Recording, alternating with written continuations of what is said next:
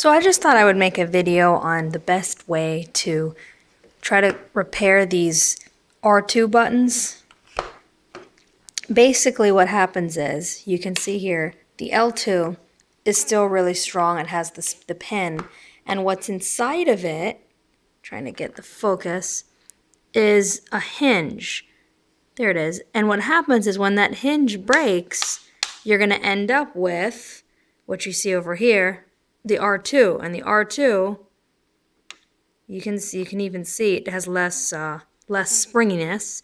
But then what happens is it doesn't stay in place. So like you can see the R2, look, I kind of pulled it up, and now it's even out of place. You can wiggle it back and forth. So of course, what that's going to cause is when you're playing shooter games, this R2 may or may not go off and be sticky. Your character might be shooting. It just might not work. So one of the fixes that people keep telling other people to do is open up the controller. There's a spring around right here, and they say remove that, for the R2, remove that, and then at least you can still use the controller. Of course, the problem is right here that I show right here is that you're losing the springiness, number one, and number two is, there you go, it's moving around. That's not the best solution.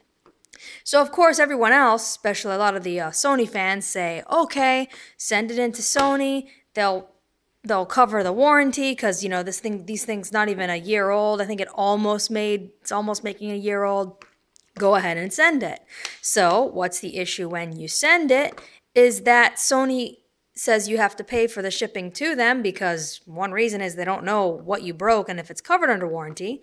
You get it, they fix it, they send it back. The problem is that's going to take around 3 weeks. So that's 3 weeks without having your controller, 3 weeks without playing PlayStation, unless you buy a new controller, which then,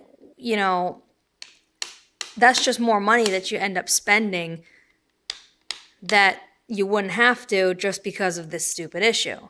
Now, I don't know if this is happening to the newer controllers or not, and before I go ahead and disclose everything, no, we are not super rough on these controllers. I've owned game consoles since SNES, Genesis, and I tallied up all my controllers. I've owned probably over 43 controllers from different companies, and not one has ever had a worn out button or worn out thumbstick, because I personally take very good care of my stuff. Even amongst my friends, I've been known as the person who probably takes the best care of their controllers, because that's me. That being said, no, I will stress it again. This did not happen from misuse. This happened because Sony was not prepared for the regular use of the R2, and these plastic hinges break. So this leads me to the best way to show you guys a solution.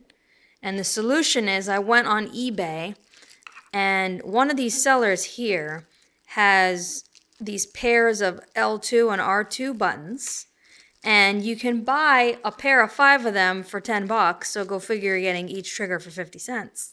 So you go ahead, you're going to open up the controller. I left the ports out just because I knew that I was going to go ahead and do this. What's nice about these is they come also with the spring in case yours popped off and you can't find it. You can see it there in the bag.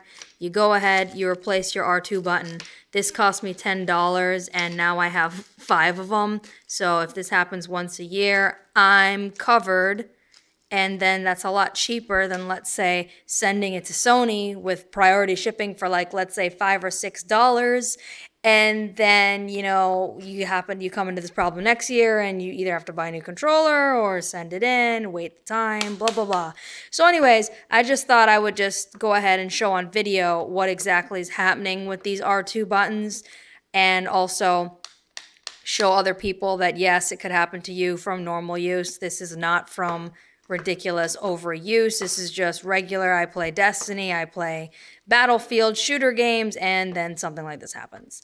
So I hope you guys decide to go ahead and do what I did, get these little OEM ones from eBay, and that should keep you covered. So this concludes my video. Hope this helps some of you guys. Bye.